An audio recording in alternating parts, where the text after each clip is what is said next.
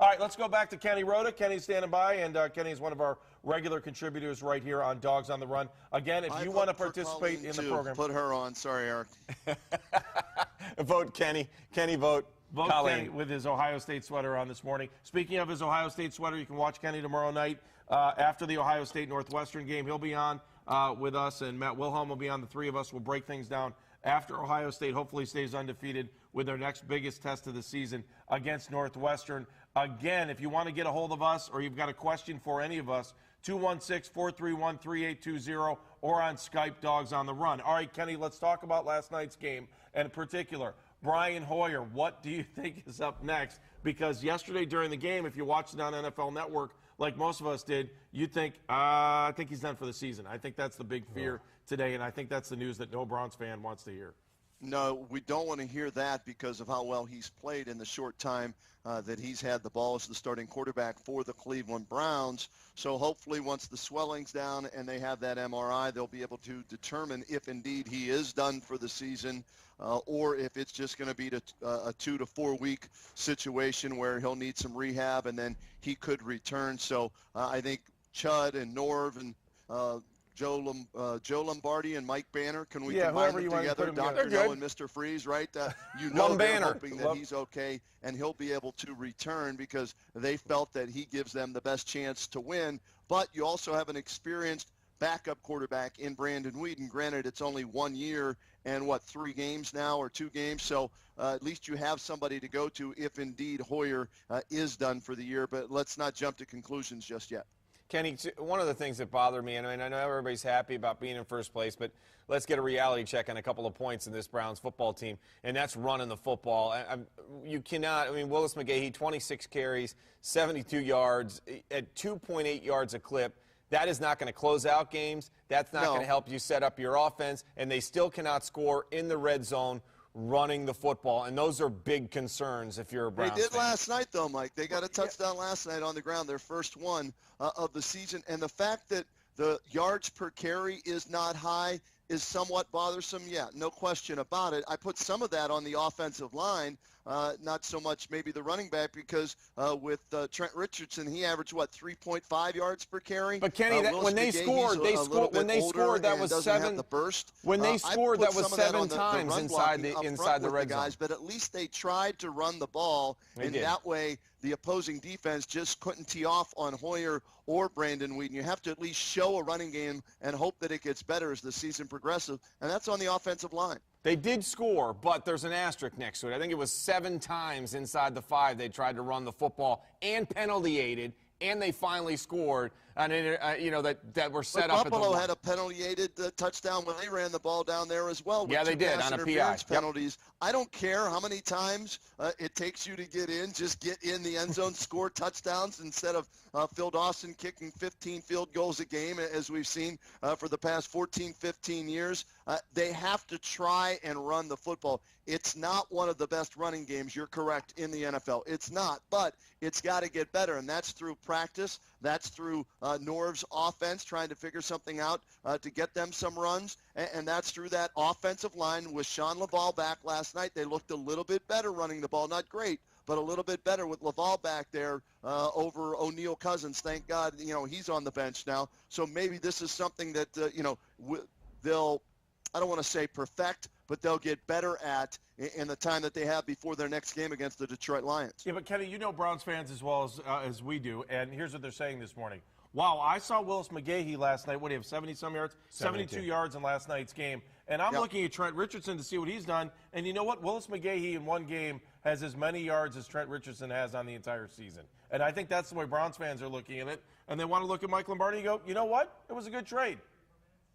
I wasn't totally against the trade when it went down because they obviously didn't like Trent Richardson, and they didn't draft him, and they want their guys. Let's be honest. One of their guys, Barkevious Mingo, he gets to start his second straight game, and he was all over the place. Now, he did have a huge mistake in not maintaining the edge there on that touchdown run in the third quarter, but that's a rookie mistake. He's going to learn that he has to stay home, do your job, as Bill Belichick likes to say so many times. His job, contain the outside. He got caught inside on the block from the tight end and they went around him for the touchdown. But Mingo looks good getting after the quarterback. We knew his weakness was against the run. So you're looking at Paul Kruger and that pass rush. We all agree, right? The pass rush has improved over last year. Let's give credit to Lombardi and Banner there as they went out and they got Kruger in free agency, Mingo in the draft. How about Armonte Bryant stepping in last night when another player goes down and he comes up with a sack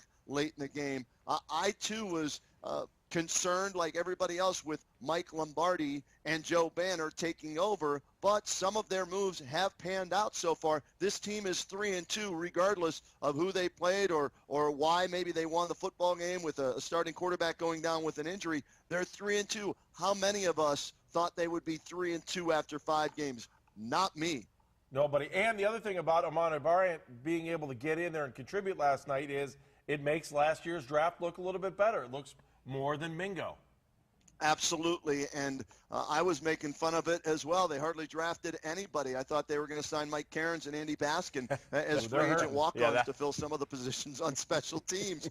So, yeah, it looks a little bit better, but the key for them is they obviously scouted the 2014 draft, and not just the quarterbacks. I think every position, and they felt that draft was better than the 2013 draft, and now they are loaded up with ammunition in 2014. They've got 10 picks through 7 rounds right now. Who knows? They could add more to that, or it allows them to package some picks to move up and target a quarterback. That's why I'm not all about going out and getting a Josh Freeman. I heard you talk about Palmer, being available as a street free agent and everything like that. I think they're looking more towards the draft, and they could end up going with Whedon and Jason Campbell as their guys, and then bring in somebody else as the third-string quarterback to hold the clipboard just in case of injury and some work in practice as the scout team QB. And I agree with you, Kenny, and I think some of that, Andy, is going to be ego, that they wouldn't go out and pick up a free agent quarterback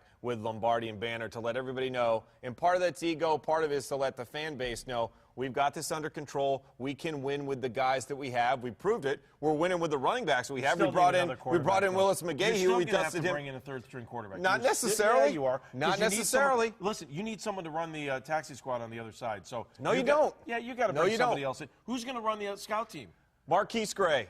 He's going to run the scout team. Josh Cribbs ran the scout team. You do not need a real quarterback to run the scout team. You don't. Because all you're doing is setting the guys up defensively for what situations they're going to see from the other team. Marquise Gray was a quarterback in college. He's the guy that they can run.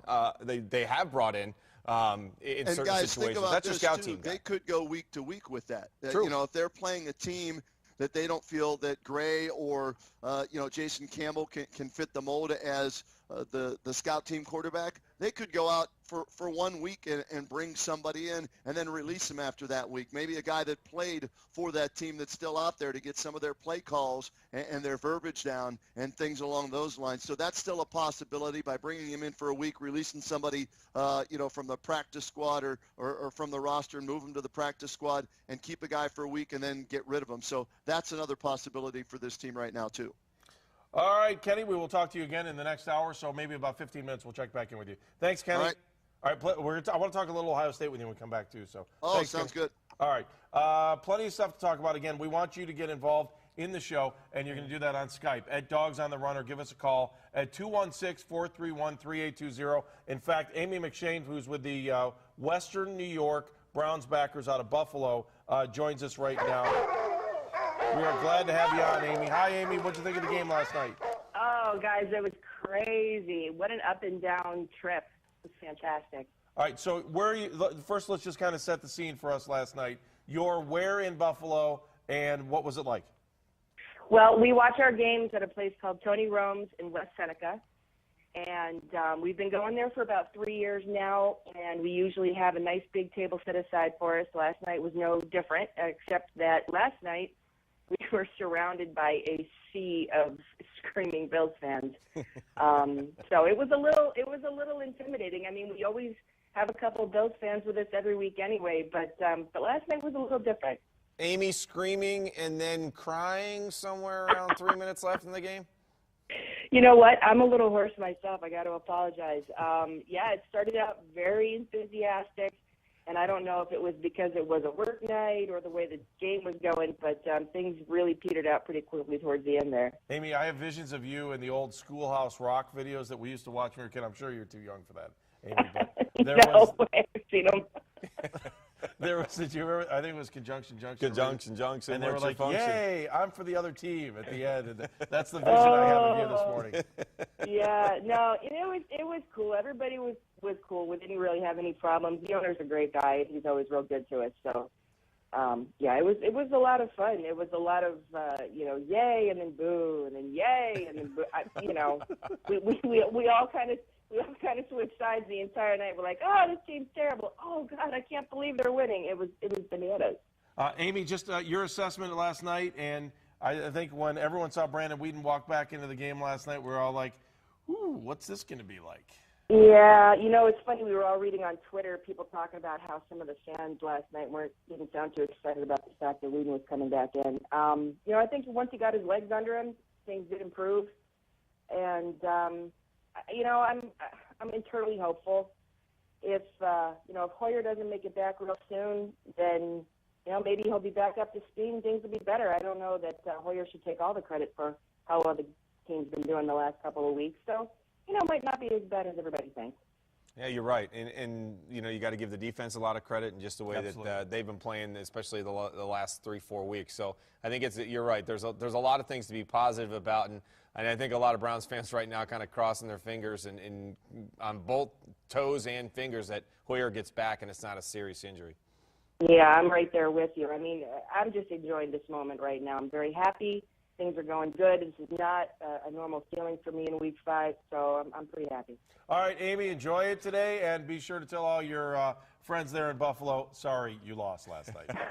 Thanks, guys. Have a great morning. All right, You Amy, too. Amy McShane checking in with the Western New York Browns That's backers great. out of Buffalo. We're going to go back to Skype, and I can't believe what he's wearing. I know, I saw that. I can see this coming in the up a queue. little bit early. This is Craig Lyndall for WaitingForNextYear.com. Craig, Oh, come on. Really? come on. Wait, is that Boston College, or what is that?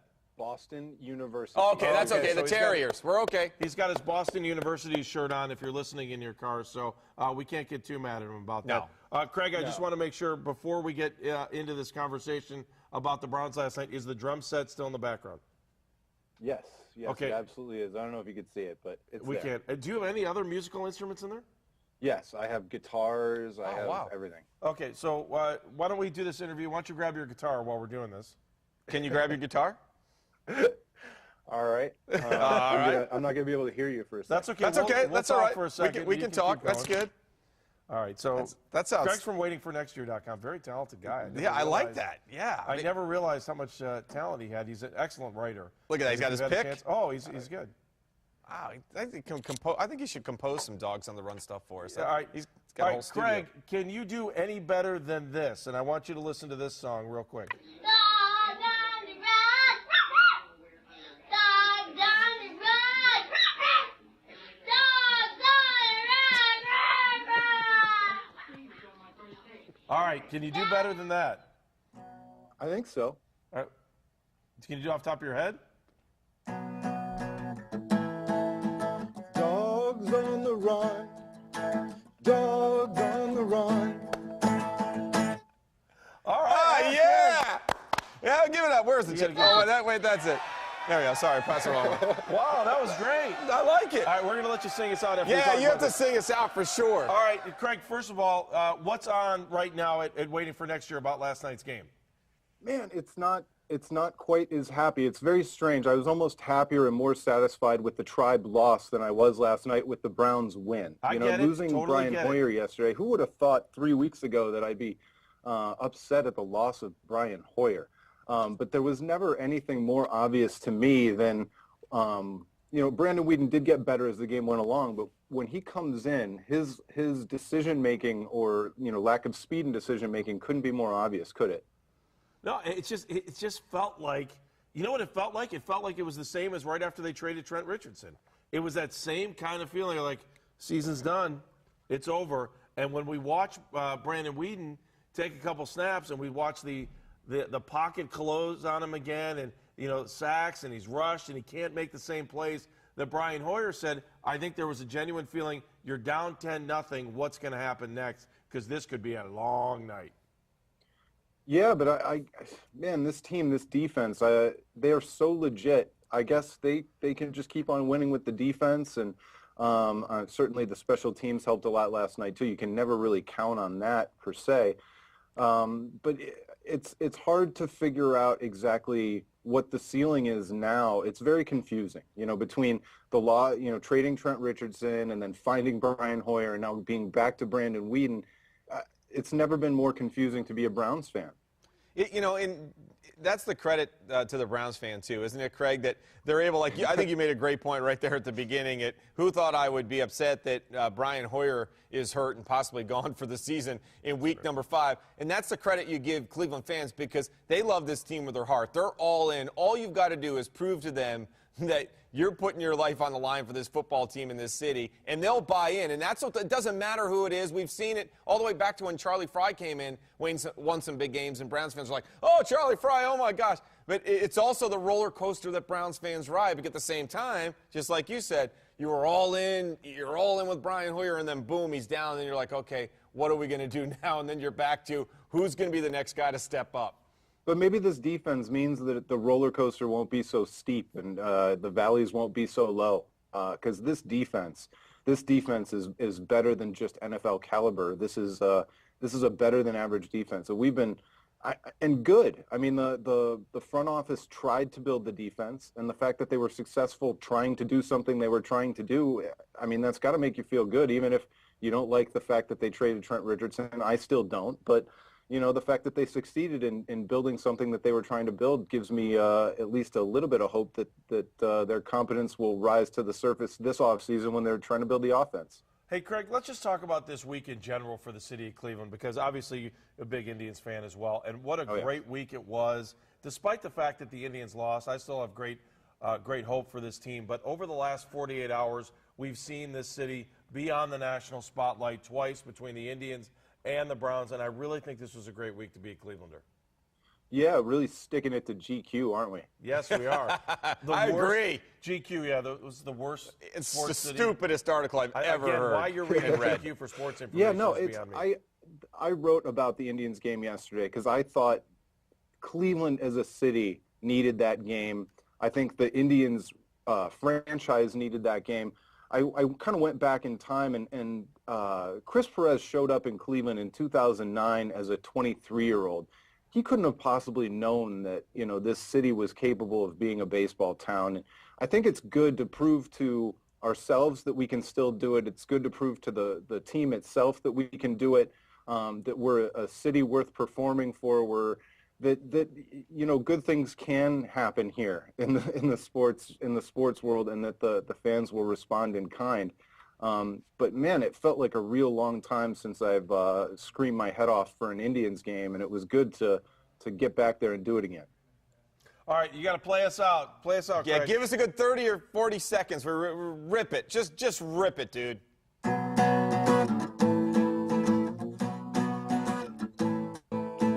Dogs on the run. Dogs on the run. Dogs on the run.